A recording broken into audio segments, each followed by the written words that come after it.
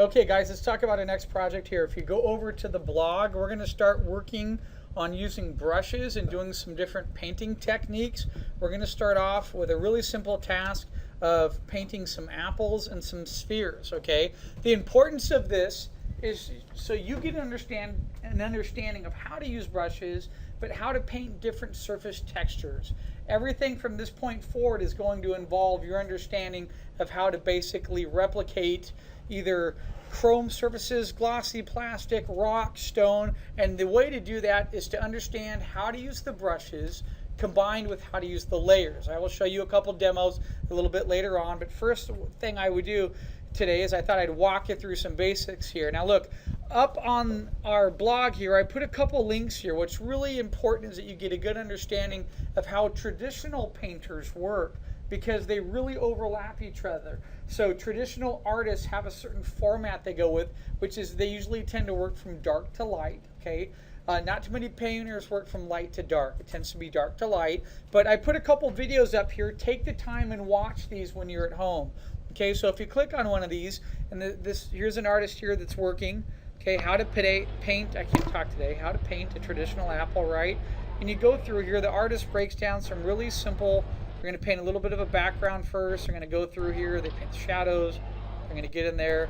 I'm going to start painting the base of the apple. See how they're working a little bit dark. They're putting in some dark colors. See the little dabbling there of colors? You can do that in Photoshop. You can dabble little colors and think of it as being very traditional in that sense. It's just like stippling.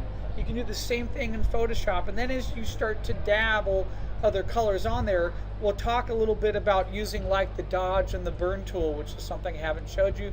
Many of you people know what that tool is already. Coming back on this and painting some other layers up on top for highlights or core shadows and so on. This is how you start to develop a basis for how something starts to look digital. I mean, what we're doing here is this is, you know, illustration is sort of a lie. We are giving a 3D representation of an object with core shadow, highlights, a dark side, a light source coming from a particular direction, and our mind sees that and is able to identify what that subject matter is. So if you go through and you watch this demo right here, it's actually a really nice demo on traditional painting. So if you come back here, I also have two other demos up here. I will do a demo for you too on some Apple basics, okay? But if you click these, you can see how an artist here, skip the commercials, hold on a second here. I just looked around, I found these on YouTube, I thought they were pretty cool. Here's an artist who's coming over here. There's nothing wrong with doing this. He is swabbing different colors from a photo right there. There's nothing wrong with doing that. So you can bring a photo of a real life apple in and you can look at it if you would like to mimic it. That's what he's doing here. So he's holding down the shift button when he has his brush set up and he's able to swab a color and then he paints it over here on the side. There's nothing wrong with doing that. I call that making a color bar or a value bar on one side. I do it all the time when I paint. I create a series of colors on a separate layer that I can move around. And then he's going in, he's starting with a dark value and he's lightly, he's adjusting for a little bit of the reflective light here. He has highlights coming down on top. You can see the highlights on the apple. In order to do this and be successful at it, the direction you'd like to eventually get to is where you can just look at an apple and paint it yourself without actually having to look at a photo. Why is that important? Because in your mind, if you can break down that there is light coming from a particular direction, and you can establish where there's going to be a core shadow, local values, highlights, reflective lights, okay, shadows that are casting, you can get to this point where you start to create your own. So the first apple or two that you paint, you might decide to come in and grab an apple from online and look at it and paint it. That's totally fine. I encourage you to do that. But then as you get down to like the third or fourth apple, try to paint it without looking at anything, just from your knowledge of draftsmanship and your understanding of basic drawing and how light and shadows works. That's really important. Why? If I'm painting a space station, I can't go out and see a space station. I have to be able to ask myself questions about what direction the light's coming from, where the shadows are going to be, how do I change where the highlights are going to be, and so on. There's only one way to do that, and that's through your own practice. Okay, so I have a couple of demos up there. that I found on YouTube that are very useful. Take a look at them. I also put some samples up here. I mean, that's just a traditional oil paint right there of an apple. Here are a couple apples that are more realistic if you want to grab them. And what I did is I have this image. If you click on this and open it up, I have this pretty large scale, okay, drawing right here of a couple versions of apples. All right, you could use this, or if you want to draw your own apple, that's just fine. I just put this up here for you to use. Okay, let's quickly walk through how you grab this image and drag it and bring it into Photoshop. Okay, we talked about this a little bit before. I'm going to come down here. I'm going to create a new folder on my desktop, which I need to clean. I'm going to call it apples. I'm going to grab this image right now. I'm going to drag it over and drop it in apples. When I open apples, I'm going to grab this. I'm going to pull it over here and drag it into Photoshop. Okay, and here it is. Now it's opened up in Photoshop. Okay, I'm going to double click on this. I'm going to take off the lock. First thing you might notice, let me show you this, but the color of this, there's pure white. It's not quite white. It's a little bit of a gray. Okay, I did that on purpose because I just grabbed it. I threw it together really quick. I want you to get used to having to adjust the levels when you bring in any type of line work that you're going to be painting with. So what I'm going to do right now is I'm going to go to levels. Okay, I have this layer selected. I'm going to go to Control L, and I could come up here, and by moving this middle bar to the right, I'm adding in much more darkness. And if I move this a little bit over to the side here, I add a lot more white. And if I manipulate this a little bit, I'm basically increasing the amount of white in there, limiting the gray in my image. If I hit OK, let's look at the difference. Control Z to there. Do you see the difference? I had a lot more white in there, and it got rid of some of that gray background. The next thing that you want to do, this is really pivotal, and everyone seems to skip this part. I'm going to be using these line drawings as guidance, okay, that I'm going to be painting underneath. Therefore, I'm going to create this as a separate layer. I'm going to call it line. Okay, I'm going to label that layer as line. I'm going to come down here. I'm going to create another layer, put it up on top. I'm going to drag it underneath. I'm going to touch this layer. I like to call it my BG. I'm going to create another layer here, and I'm going to label this my paint. That's going to become my paint layer. Okay, there it goes. So let me walk you through this real quick. This way, I have a blank BG. What I'm going to do is I'm going to fill this with white. Okay, got white. Okay, I'm going to come over here, select my bucket. Boom, I filled that with white. And now I'm going to come over here on the line layer. I'm going to select and put this to multiply. Why? As multiply, it's see-through now. So if I come to my paint layer underneath, and if I grab red, and if I zoom in here real fast for you, if I take a brush, and if I start to paint with my brush right now, I have a weird texture brush on there, but let me just switch to another brush. Here we go. Now as I start to block in any type of color, it's going to be showing up underneath here. It's not on the line layer. This is how we're going to get started. So if you watch a couple of those videos that I put up, the artists are going to tend to start from dark and work their way up to lighter. Okay, so let's talk about this one apple here. The reason why I have the line drawing separate is as I'm working, I could come in here and I could dissipate the line drawing to where I might not even need it anymore. Okay, this is a really important part, because if I keep the line drawing down there, that's actually going to flatten part of the image. There's nothing wrong with that. That's a stylistic approach. In animation, okay, 101 Dalmatians is black line on top of local color. Okay, I worked on Winnie the Pooh when I was at Disney. Winnie the Pooh style is black line on top of watercolor washes. So every drawing we would do, we would clean up with a black pen, and then we'd go back and we'd do like a watercolor wash underneath it.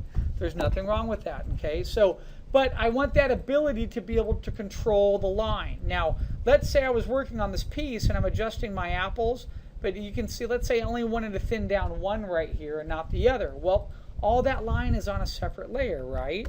So I could select the layer, select this, Control-C copy, delete that line, Control-V paste, okay, put this back on to multiply, and now I have the line layer for that apple on a separate layer where I can adjust it independently. Do you see how I did that? Okay, I keep those separate. Once I get an apple to a certain point where I'm liking it, what I do is I lock the layer. I select the layer and I can come up here and hit a lock. That way I can't accidentally paint on that paint layer. I am painting down below on this layer. Then from this point, what I do is I just zoom in, have fun, and sample some of the different brushes. So I have a local value in, which is that sort of base red. Let's say I want my light to be hitting this side from left, and then I'm going to have a coarse shadow here. I'm going to come through here. I might just grab, I have a couple brushes that have some texture variations in them. This one says heavy texture. So if I grab this, I come over and I have that red color there. I want to go a little bit darker red for the coarse shadow. Now I could come in here and I could start sort of scratching in on that apple and painting some other, you know, some dark coarse shadows on there. Okay, I can start to blend this in a little bit. Again, this is the benefit of you guys using the brushes. I gave you a brush demo you were supposed to watch over the weekend. If you haven't watched that, you're falling behind. Okay, so look, I can come in here now. Look, I'm getting this sort of, you know, rough effect on here. I don't worry about the lines. I can clean that up later. I'm just on a paint layer and I want to get in there and just start to rough in a little bit. I might go just a little bit darker on one spot. I like the feeling, you know, I came from a traditional background, and I like just getting in there and just sort of getting my fingers, you know, feel like I'm getting paint on. So I'm just painting a little bit in here, painting a little bit darker there. I might change brushes right now. I have another one here, it's called a thick dot. Okay, see that? It does that type of effect. So if I smear that along, see what it's doing? It's putting some little dot effects in there. Okay? So I might get that going, and then I might decide, you know what, I like that sort of texture, but what if I lightly blend it together? Okay, so I could come over here, and if my hotkey is C for my smudge tool, on my smudge tool I have blur, and then I have smudge underneath. Okay, so if I select my smudge tool right now, I could come over here, and I might go along here. I'm at strength of only 5%. Let's go to about 20. Seeing if I drag along a couple spots, see what it's doing? I'm just lightly sort of smudging some of those little values together. Okay, it's a nice way to sort of think of it as having like a blender. See, and I'm just blending some of those together. Get a little bit of that coarse shadow, a little bit of apple change in there, right? And I might decide, you know what, maybe I smudged too much and I want to come back in there and put some thick texture on there. There's nothing wrong with that. That's how you work your way up. In fact, look, I can create another layer up above right now, and I might say, okay, this time I want to have, actually when I look at apples real closely, sometimes they tend to have little yellow dots in there as well. Okay, and they have red dots too along the apple texture. So now I might go really dark here. I'm going to switch to one of the brushes I gave you. Look at this like heavy texture right here. Okay, and look, every brush is affected differently by the strength, so it takes some getting used to. I'm going to do 0 right now and see what that does. Okay, and let me figure out why there's nothing coming out. Deselect. I'm on a separate layer. Huh? Oh, I hit brush. I'm sorry, my bad. I thought I hit it numerous times. There we go. So I have that. I'm on layer 2. And if I look, see what that does. So I might come in here and just sort of. Now I'm at 100%. Maybe I need to drop down to about 50, so I could lightly blend in, get a little bit of some weird texture coming through here. Right? Let's go down maybe 30. And that's a little strong, right? I'm getting these little divots in there. But what's cool, it's on another layer. You see that? So now I could come back to that layer and I could drop down the settings a little bit and see how I lightly blended in some of that texture.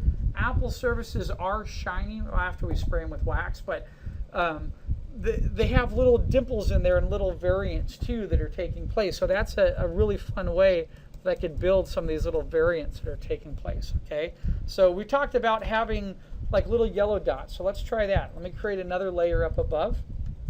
Okay, I am going to commit to these two though.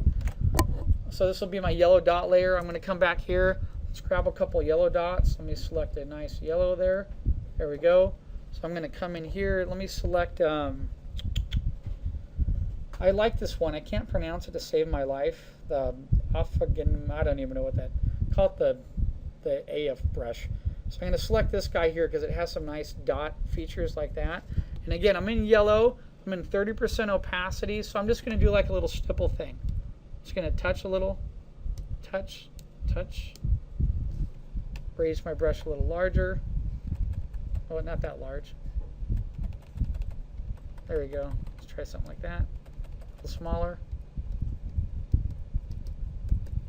So I get a little bit of yellow in my apple there. And what's cool about that, yes, it's on a separate layer, and now I have that benefit. Since it's on a separate layer, I can actually erase part of that and get it to blend into my apple a little bit. So if I come to eraser right now, go to like 20%, I'm like, you know what, I sort of like that in there, but I want to blend a little bit more here. So what I'm doing is I'm just lightly erasing some of that yellow, getting that to blend in a part of the apple. So do you see what's important about this? This is a great way, digitally painting, how I start to really build and create some very nice surface texture, is by starting with that local color first, and then I start just, that's how you work digitally. Start with the local color, and then we build up on it just like we did when we were painting with the other textures, okay? So now that I have that, two things I want to do. I'm going to keep that yellow separate. I'm going to label it. I'll commit to it in a couple minutes. I'm going to label that as yellow. I'm going to come back here. Let's say I want to create more of a coarse shadow here. What's a real quick way I can create a coarse shadow? I could paint it in, right, with the dark. So I could do that. I'll start doing that here. I'll swab that color. I'll come down. I'll darken it just a little bit more. And then I'll come in here, go make sure I'm on my brush. Let me change to this little blender brush here, and then let's see what that does when I paint. See that? If I press down, I get real dark. So I could work my way up. I'm at a 30% grade here. So what I can do is come down in here, and as I start to paint my coarse shadow of my apple in, I can just lightly hit some areas and get it to blend a little bit. See that? I'm starting to get a little bit of a coarse shadow there. Another thing I could do, since I'm on one layer, is I can go back to the lasso tool, and I could come in here and select. But it might be like a little bit of a coarse shadow in there, like that. And then I can go to levels, and I could just go like this. Aha, see, I could darken that a little bit like that. And then if I hit deselect, see how I darken that? But now I need to blend it together. So to blend it, if I come back to C, okay, and I'm back to the smudge, and I could use that brush to smudge if I want. It's going to affect it differently.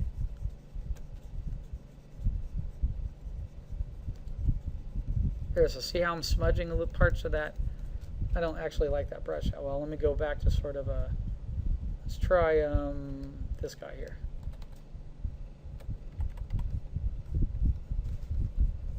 There we go, that's pretty cool. So I'm trying to smudge those hard edges that were there from when I selected it with the lasso tool, right? There we go. Smudging that all nice. Get that blended in there a little bit. Okay.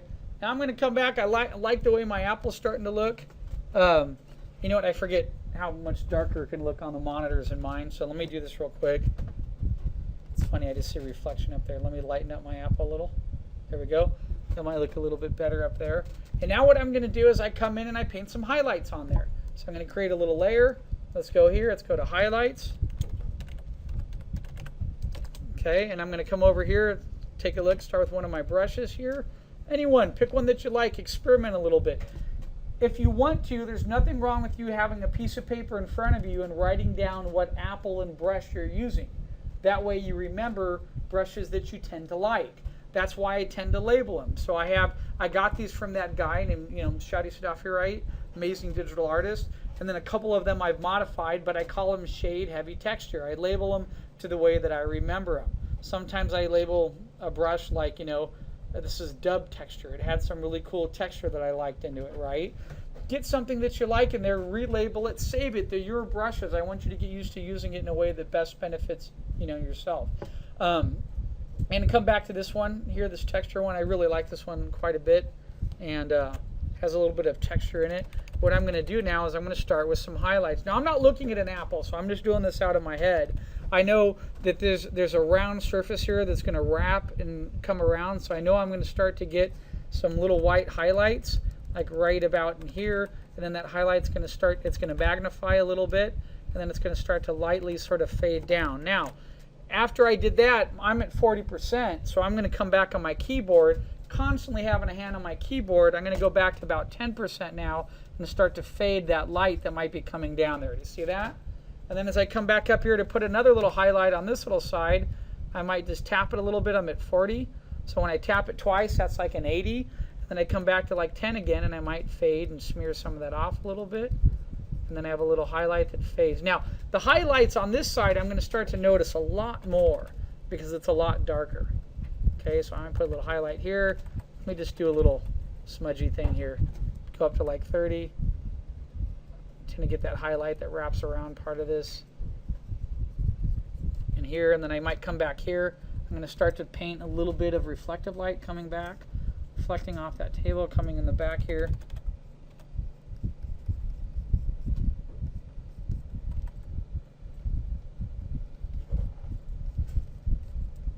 Okay.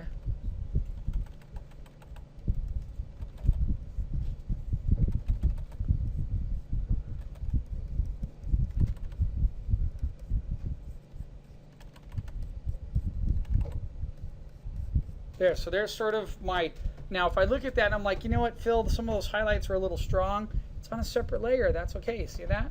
So I could come back in here with my eraser now, go to about 20%, and I could lightly erase what I have in here and get that to fade in more. So maybe these areas start to pop a little bit more. I could blend in that edge there. Do you see me erasing that little edge? By erasing that edge just a little bit like so, it gets that to blend in just a little bit more. And then I could stop, take a look at it, come back and mess with it a little bit more. Okay, so that's what I want you guys to do. Now, I gave you, I gave you 4 different versions of apples. One's a little bit more of a graphic approach. This one's just a baseline. It's just there for you to use. You don't have to use them 100%.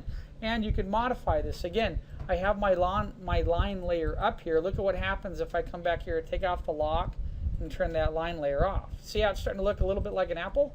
What I did real quick. If I come in here and start to do the stem and put a little bit more attention to detail, maybe put a little bit of a cast shadow, and then the other thing I could do too is I could come back into my apple now. Let me merge it all to one layer here, okay? And I could clean it up a little bit. So if I have that one eraser I like, it's this wedge. The reason why I like that, it allows me to get a nice crisp line. So I could come in here now and sort of go around part of my apple, and I'm going to erase some of that overspray that I have on there. You don't have to erase it if you want to have a nice rough.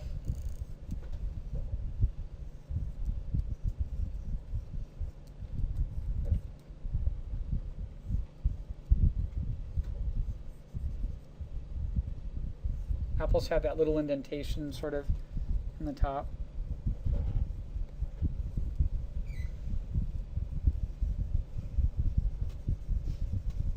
Let me erase that. Let's get this blended in here. Now let's say I erase a little bit too much of something. Is my world over? No. Because I can come back in here, I can hit stamp, I can grab this section, see, and I could come down here, go to 100%, and I could start to stamp part of my apple back if there's something that I missed. Now I have a white on there from a highlight, see that? So I might keep that and then come back over here and I can just erase a little bit so that highlight's popping out. And there's nothing wrong with committing. If you feel like, hey, I like the way my highlight's looking, I might want to get some other, maybe a little bit of a yellow highlight or something else in there, commit to it. Merge it all into one. Oops. There, now it's one. Okay? If you want to come in there, paint some shadow in, you know, just have fun with it. I want you guys to get used to using brushes. You saw how I did that. I did this pretty quick, and I haven't put the stem or anything else in there. I have light coming from this direction. I'm going to have a little bit more, a lot more reflective light coming back in here. Okay, and my apple. So I did this real fast. Imagine if you really got in there and just rendered it out, had some fun. This is something that you have to do to get used to painting and working like this. Might come in here. I like the thought of just being rough with something. You know, what if I put a little bit of yellow highlights in here? Highlights aren't always white. There's more what I call like a specular highlight. So if I get a little bit of yellow coming in there, I'm pulling in some other colors inside the apple. And you just keep messing with that. And that might be apple number 1. So you have 4 different versions you can try here. Try some different approaches. Have fun with it. But I want them to feel painterly. You need to learn how to use the brushes, okay?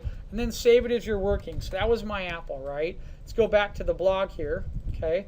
So if I come back to the blog and go back, you'll notice down here you also have, okay, I'll get rid of our first post. If you click this, you have 4 circles. I want one to be chrome, glossy plastic, rock, and stone.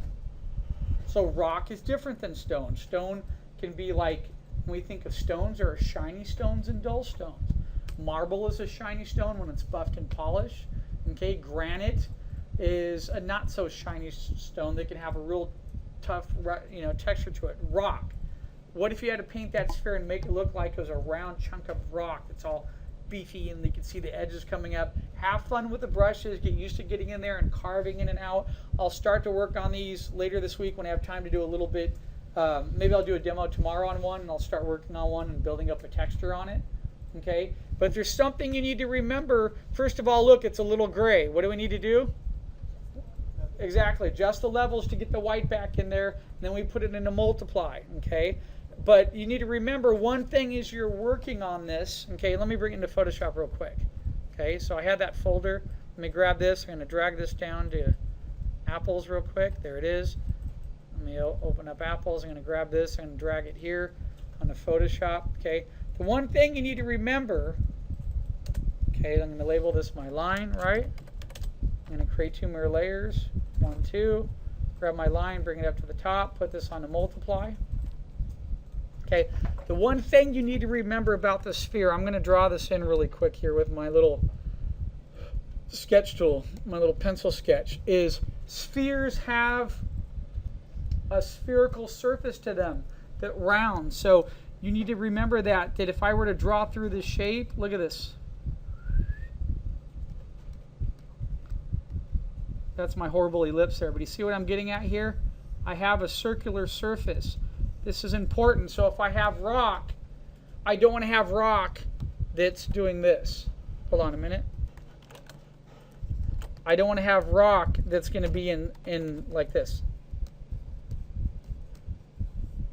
Why? What is that doing? It flattens the surface because all the lines are going horizontally across.